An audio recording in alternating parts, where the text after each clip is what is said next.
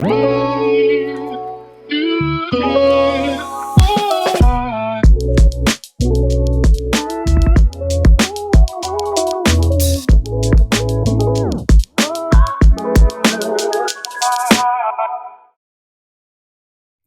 and welcome to Real Menopause Talk.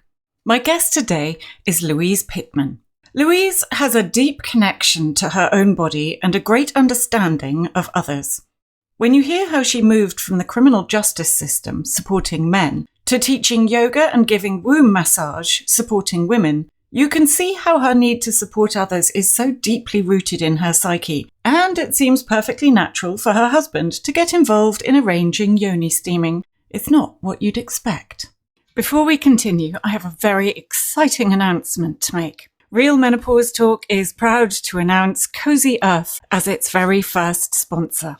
I've been intentionally picky when it comes to agreeing to sponsorship because I want to offer you, the listener, quality and added value. And I feel Cozy Earth does exactly this. Their temperature-regulated bed linen, no more night sweats and hot flashes, seriously, is one of the softest creations I have come across. Go to cozyearth.com using code MENOPAUSE for a massive 35% discount and discover it for yourself. Louise, lovely to meet you. Thank you for joining me this morning. Oh, thank you for having me.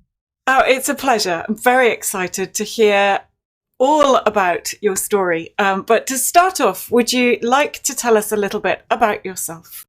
So I'm Louise. I am a yoga teacher, and I also am I never know what the word is. I offer womb massage, and there doesn't seem to be a verb that fits nicely. I'm still kind of mulling that one over.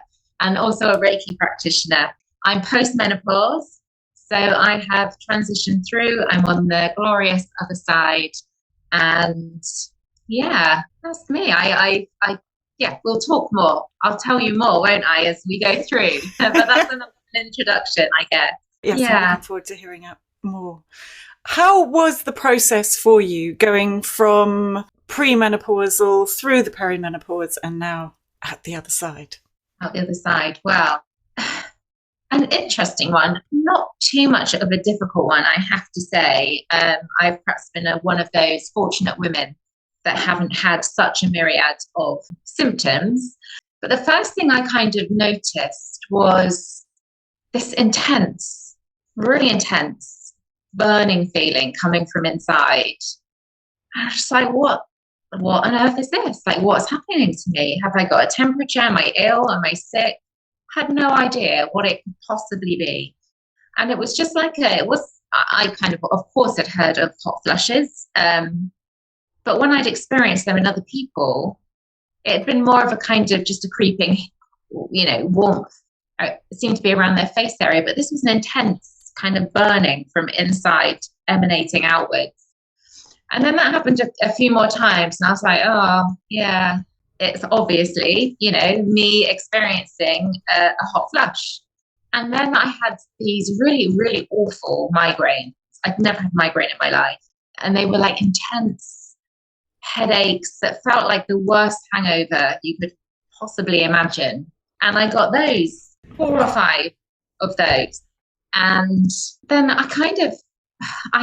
my last period, I absolutely knew was going to be my last period. It was it was almost like it was a final swan song of my reproductive organs, because it was just, the most huge bleed I've ever had. And I kind of just said to myself, this is the last time that you're ever going to experience this. So just take note, just, understand that this is never going to happen again. And it didn't. It was the last time I ever had a bleed. And so then 12 months later, I knew exactly when the day would be. I was able to plan for it. And I knew that was going to be my 12-month, one-day menopause. When I kind of went down to the sea and went in, took my clothes off and came out. And I kind of really saw it. I feel really positive about menopause. And that's kind of my mission, is to help other women feel as positive as I feel about the journey. And I know the journey isn't the same for everyone. I've had other symptoms. My biggest kind of symptom that bothers me the most is urge incontinence. Drives me crazy. I've done lots of things that I'm sure we'll talk about that I've tried to manage that with, but they're kind of my three real symptoms that I've kind of managed through this transition. And so for me, I guess, I've been in a fortunate position that I have been able to enjoy it. I have been able to see it as nothing other than a positive kind of awakening, moving into this kind of next phase of my life.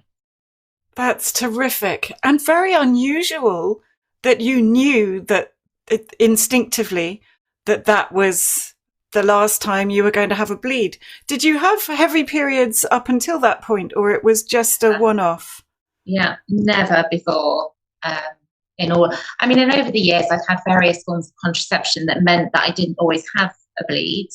But when I had been having very mild, very limited blood flow, but this was just, honestly, it was just almost like my body was telling me, putting on like a final display of this is it, and you're right. I speak to many women and they just say, well, how do you know when you get your last period that is your last period? And when do you then know to start counting forward? And it's like, well, you don't always, you just know that, the time comes, you start counting and you realize that you've gone for 3 months, because often women during perimenopause can go 3 months without a bleed, can't they? And then they'll have another one. So it's almost like, when do I start this counting? But for me, it kind of seemed very, very clear, this is it. Were you aware of perimenopause before your symptoms? I wasn't overly familiar with the term perimenopause. As a yoga teacher, I specialize in yoga for women. And I had done lots of training and taught lots of yoga around menstrual cycle awareness, and was very focused on that, very focused on supporting women, to work through their menstrual cycle, to optimize their cycle, to really become more in tune and in sync with their cycle, to promote a healthier and better way of living for them. As part of lots of different trainings that I'd done, we'd explored menopause, and one training I did my case study around menopause and how you would adapt a yoga practice for menopause. So it was something that was already kind of on my radar that I was interested in. But even after I started transitioning through, I still continued for a while with the theme of menstrual cycle awareness. And then one day I kind of just had this like, oh, I feel like I want to work more with women that are, navigating perimenopause and into postmenopause. And it was almost like a kind of one day, wow, I feel that I've served those women well. I'll continue to serve those women. I do workshops every now and then and retreats I bring menstrual cycle awareness into. And in my massage, a lot of that is about menstrual cycle awareness. But yoga is really kind of feeling in more to perimenopause and how yoga can really support women during that stage of life. How else have you supported yourself then? Obviously teaching yoga, you practice yoga as well. What else have you done to manage your symptoms and optimize this transition? Until very recently, I have not gone down the HRT route. And that is not to say that I don't feel that HRT is important or, beneficial to so many women. I think it's an individual thing. I think that, yes, for longevity, perhaps we should say that every woman should have HRT.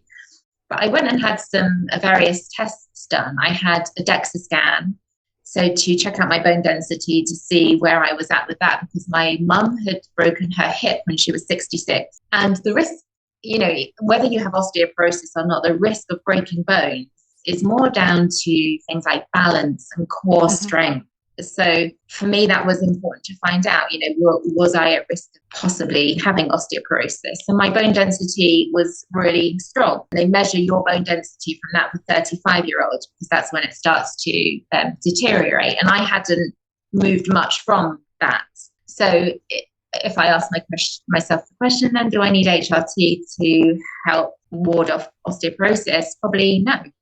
I had some heart health because, again, my mother had a heart attack when she was 72, 73.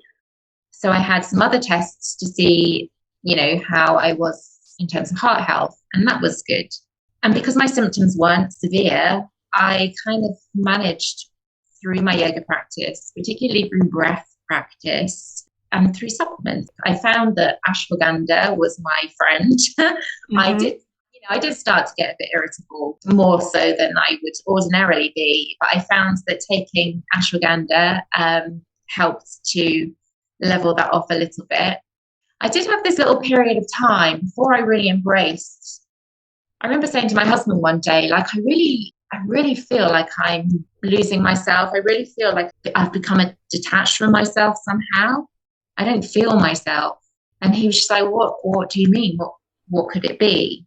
And then it dawned on me that, yes, this is all part of the process. And so really kind of deep dived into how am I going to help myself to feel? And yoga does help me feel like that. Meditation helps me keep in touch with myself. Now, my problem with urge incontinence, like I said, that's been my biggest hurdle. And I did really begin to manage that just through mind games and breath. And it's slightly morphed now. It's slightly changed my symptoms. It's not as, I can resist when I turn the corner of my street and walk towards my door. I can, resist needing to go to the toilet immediately. But what has started to happen is that when I come into the house and continue to tell myself, you don't need to go to the toilet, you don't. When I eventually go to the toilet, I go to the toilet, and sometimes I'm not even ready to go. Do you know what I mean? So yeah. I've spoken to the doctor about that, and she's prescribed some vaginal estrogen. So I've just recently started trying that. Not much difference at the moment, but it's early days. So I'll continue and see how that goes. We often think that it must be some dysfunction in our pelvic floor, don't we, when we talk about things like different types of incontinence, but really urge incontinence is more of a psychological issue than a physical. And not all dysfunctions with incontinence are to do with the loose pelvic floor. It might be actually that you've got a tight pelvic floor. So I haven't actually seen, I think that's what my doctor might be thinking that we're going to do next. But because of my womb massage, because of my feminine yoga practice, and because I'm quite in touch with myself, I've kind of checked my own pelvic floor, and if anything, perhaps it's on the side of more towards the tight side than the weak side. So again, doing yoga poses to help ease that slightly. Tell us a bit about womb massage. Okay, so womb massage is a massage that takes place externally. When some people kind of start to think about it, they wonder if it is a vaginal massage, which you can have, but womb massage is not that. I have a massage couch, and you lay on the massage couch, keeping your underwear on. And predominantly it's for many things. So the massage starts itself on your kind of mid-back, around your sacrum, because we're quite familiar with people touching our backs if we go for massage. But there's lots of nerves that run through the sacrum into the pelvic bowl, into the womb, the uterus herself. So sometimes there's different things going on there that needs easing out, that needs kind of restrictions to blood flow moved. Start there. There's a few different points that we tap into on the back, along traditional Chinese medicine lines, different points that you'd have acupuncture on, perhaps. The massage, then you turn over, and first of all, we take some time to look around your respiratory system, because some of the time, if we are experiencing painful periods, we become a little bit clenched. We use our breath a lot, don't we? When we're scared, we a shallow breathe when we're giving birth. We kind of, so the breath is a thing that we adapt to our situation. And when we're in pain, we kind of tense up. So there's some easing off of the diaphragm, and then there's some massaging that takes place around the tummy, because again, digestively, people talk about period poos and how our menstrual cycle can affect the way that we go to the toilet. So there is some work, some massage and energy shifting that goes on around the abdominal area. And then we come down and have a little exploration around, externally around your womb space. Some women's wombs kind of point in different directions, lay backwards or forwards. Therefore, that can impact how you bleed. Again, lots of energy is stored. And if we hold on to negative energy, that needs to be eased and released. I use things, shawls, they're like Mexican scarves. They're called rebozos. And if you're familiar with binding of the bones, which is a practice that derives from Mexico and is something that some women have postpartum, they have their body wrapped back in to bring everything back into themselves. These scarves are also used to shift energy. And at the end of the massage, you're wrapped in these scarves. So you're kind of nicely cocooned. And most women feel that is one of the nicest parts. So when they finish, they're just laying there all wrapped up in shawls. And pulsing, so kind of moving energy in the body. Reiki, as I said, I'm a Reiki practitioner too. So it's kind of hard to describe because it's many things, and women experience it in many different ways. And whether your womb is there or not, you don't have to have a womb to have a womb massage, because the energy, is still there and it's working with that energy. It's really beautiful. It's a really lovely experience to have and to offer, and can be, some really amazing results have come from the practice. It sounds wonderfully nourishing and peaceful. And when you say cocooning, the idea of feeling safe and cozy and protected is enormously comforting and very inviting. Yeah. And for some women, just body image, like some women come and just say, no one has ever touched my stomach. You get to my age or a bit younger, and women become really self-conscious of their bodies. Like they're maybe an extra little roll of, body fat, or some little, as estrogen declines and our body becomes a little bit more saggy, that can be really devastating for many women. So to have someone just lay their hands on your tummy or just hover, Reiki is given just by hovering hands and feeling that warmth and just thinking, God, yeah, I am, I deserve this. I am a woman. I have that essence. And enabling that is just a wonderful thing to be able to do. What are the kind of results that you get? As I said, it's called fertility and womb massage. And so lots of women have it as a complement to fertility treatment in the 3 months before, leading up to pregnancy, even if you kind of, you haven't covered that perhaps you need a little bit of extra support to become pregnant. So it can just help bring everything back into natural alignment and openness, freshness. So women have become pregnant as, yes, they've had IVF or another form of artificial insemination. So I've had women struggle with premenstrual tension, which is a lot like perimenopause, isn't it? Lots of those kind of edgy feelings are similar for PMS and for perimenopause, found relief through having a womb massage. And women just feeling generally kind of happier and have some kind of a release. Many women feel like they become less desirable during menopause and then create a story for themselves that therefore they are undesirable. They're therefore, are never going to have a rewarding sex life again. If you look up the word climacteric, which we used to use to describe menopause, it says an aging woman whose sex drive decreases, or something like that. It's like, what? Where did that definition? Who made up that definition of a word to describe menopause? Often women don't feel like having sex because they are experiencing symptoms that feel quite debilitating. But it doesn't mean to say that they are not desirable and they are not wanting to feel that way again. And often after massage, women just feel, I think it's just that kind of, that release, that kind of tension release, or the energy shift, that ability to let go. Yeah. That is something that I know a lot of people do struggle with, and holding on to past ideas or historic ideas of what they wanted to be, what they want to be, what they used to be, and actually coming into what we then are can be enormously exciting, just taking a different point of view and reframing our notions, our stories.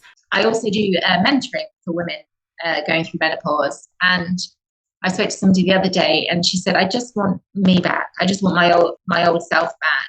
Mm-hmm. And it's like, yeah, you might be a slightly different self, but it's not going to be a depleted version of you. It's going to be maybe a different version of you. You mentioned your husband earlier, and you were telling him about how you felt. How has he been over the transition? If he came home from work tonight and I said to him, look, I've decided that I am going to fly to the moon, he'd be like, oh, okay, well, let's work out how you're going to do that then. And I just don't think that much that I say or do surprises him. And so I think he's just kind of more or less rolled with what has gone on. And he's kind of very easygoing. I was married previously and didn't have a good marriage, had a really difficult time. And I can only imagine what it must be like for women who have husbands like I had previously. He wouldn't have allowed me to have menopause because it wouldn't have, been a thing that was, for him. Do you know what I mean? Like, he wouldn't have allowed me to own how my transition was because it was more about how it would have affected him. My husband, who is a great person, he just goes along, he just goes along with it. And some of the madcaps ideas I have had, he's just embraced. He would never try to close down my feelings or deny. He is a bit of a problem solver. So sometimes I just say to him, I don't want you to give me a solution. I just want you to listen to me. But I think that's not necessarily about menopause. I think that's just generally men like to be fixers, don't they? And sometimes he kind of pops up with a solution before I've even finished saying. And all I want to do is tell him, I just want to offload and I don't want anything back. And because I talk about things, I'll give you for example, actually, I wanted to make some yoni steaming seats. And we had someone doing some work for us who was a carpenter. And so I said to him, I had this idea and I wanted to ask him because we were getting rid of a dining table and chairs. And I thought that the chairs could be turned nicely into yoni steaming seats. So when the guy came to talk about this, I was upstairs. And when I came down, my husband was explaining to him in great detail what yoni steaming was, what it's for, why I need the seats. And it was just like, it was quite funny. But at the same time, it's just like, well, yeah, like, why should you not know what yoni steaming is and why a woman would want it and how beneficial it would be? So, yeah, he's quite in touch with stuff, I suppose, because I just talk about it anyway. For those who don't know, what is yoni steaming? Okay, so yoni steaming is a practice where you have a concoction of herb, for various things. So for women transitioning through menopause, there are herb concoctions that you could have that would be good for clearing or for toning. You have this handful of herbs, you put it into something that you can put hot water on, so put it in a saucepan, put it on the hob for 5 minutes to brew.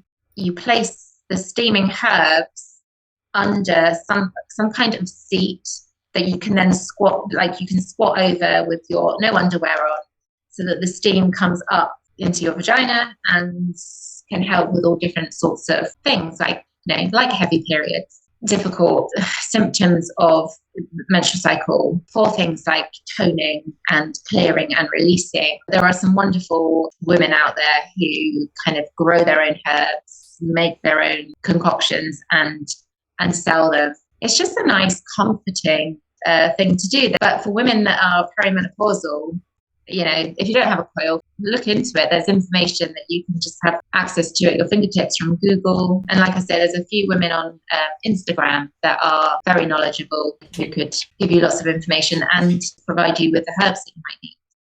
Mostly everything I do and say is for women. And so I kind of recently thought on this and decided to host a workshop for men to help them understand menopause. Amazing. And I called it like putting the men into menopause, and said it was going to be, well, not just for partners, but for maybe colleagues, managers, particularly if you've got managerial responsibility for a woman in the workplace. This is something you should know. I made it kind of, I don't know, to me, it seems like a friendly invitation, but no one booked. No, not one person booked. I need to do a lot more work, is what I've then told myself, to make it feel okay for men to come on that course. But I don't know. I'm a bit disappointed. I'm disappointed for you. I had images already when you mentioned that, because I loved the title as well. And actually, I've been speaking to some wonderful men. Yeah, I'm disappointed. I felt that we were at enough of a point of change where you'd be swamped with men desperate to get in on the act. That said, if that's not going to happen this week, it will happen. Yeah, no, I'm not going to just forget it as a bad idea, because it's a good idea. It just needs It's a great idea. So I just need to think more about, where are these men? You know, before my previous life, because I've only been teaching yoga for like 4 years now. And I gave up my job last April to focus entirely on yoga and massage. But my previous life was in the criminal justice system. And there I worked exclusively with men, as you might imagine, because predominantly, the offending population in our country is men. And I worked, for the last 5 years of my career, I just worked in the field of sexual harm. And before that, I mostly worked with domestic abuse perpetrators. And I got to the stage where I just kind of thought, I've done enough for men. I've served my time. And I passionately believed, I was a probation officer for many years. And then I became a manager. And the more you kind of go into the realms of management, the further you become away from the reason that you went into that line of work, when it's something, well, anything, I guess, but particularly something like working with people to change their behavior. That was my bread and butter, was helping people kind of shift their mindsets, or helping people, make plans and goals for the future that they could work towards to change their life.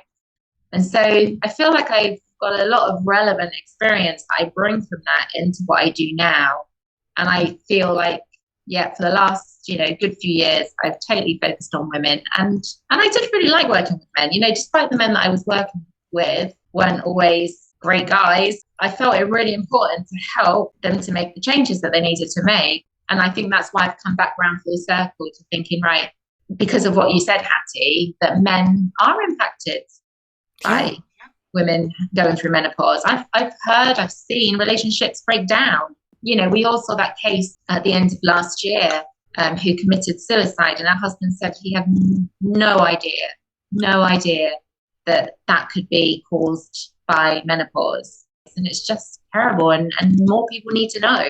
And like I said, it doesn't have to be their partner, it could be their colleague, it could be their sister, a friend. If they're, willing to participate in helping that person, it improves their relationships too. And you must have seen this in domestic abuse cases, that yes, you're trying to change the behaviour of the men to help the men, but by doing that, you will help the women and protect the women and hopefully even save the women. So by helping the men understand now, yes, you're helping them and all the women in their lives, whether they are, just as you said, colleague, sister, mother, even friend, neighbour. It affects every human on the planet. Yeah, and it's all those things, isn't it? I've got daughters. It's important for me that they know what's coming. It's important for me to help them live the best lives they can. It's important for me to have people in their lives that understand them. And therefore, this is why I do the work, because it just doesn't end with me, does it? As us women now, putting our foot down making demands, saying that yes, menopause does matter and we want some change. It's starting to gather some kind of momentum. I have to ask, what made you go from the criminal justice system to yoga? The reason I became a yoga teacher, and this is another example of my husband, just after my mum died, I was like really busy to be on, she had cancer and she passed away within 6 weeks. Sorry. So it's all very quick. And at the time I was just like busy, do, because things needed to be done. She needed to be prepared for tralala. And then a few months after she died, I had this massive just like crash where I had this like really weird fatigue. And I came home from work. My boss said to me, are you okay? Because I'd gone to sleep on the office sofa. And she said, do you think you need to go home? So I can't even remember really how I got home. But I remember coming in the stairs, walking up the stairs, dropping my clothes as I went. And then what I ended up at the bed with still wearing, I got into bed and it was a Wednesday. And on Saturday, my husband was like saying, I have to go away for work. You have to get up. Like, I have to know that you're up and able to look after yourself before I fly to the States.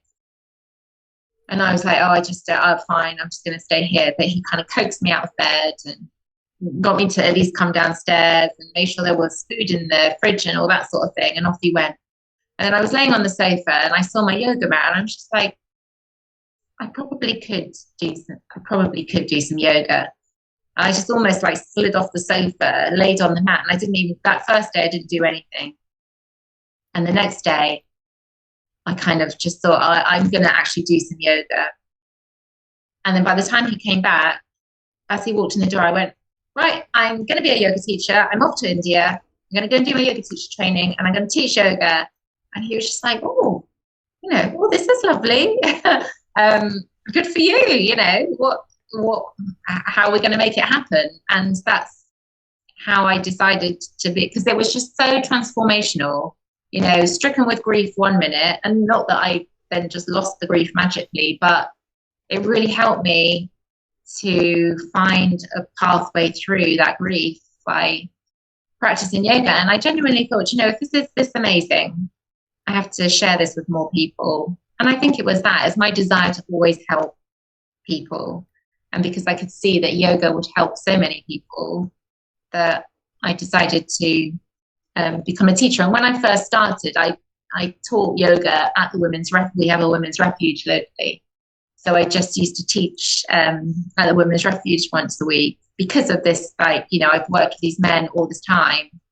And actually, I want to make sure the women are okay. And that is definitely what they need.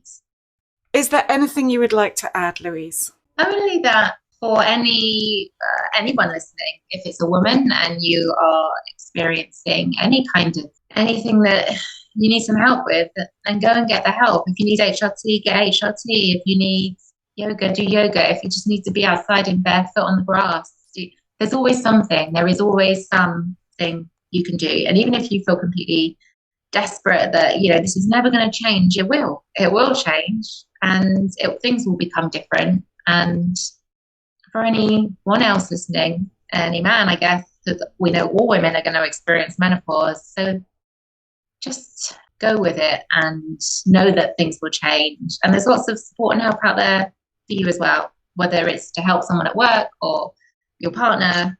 There's so much available, and the more we start looking for it and the more we start talking about it, the easier it is going to be for everyone. That is all so wonderful. Thank you, Louise. Thank you very much for your time. Thank you. It's been lovely talking to you.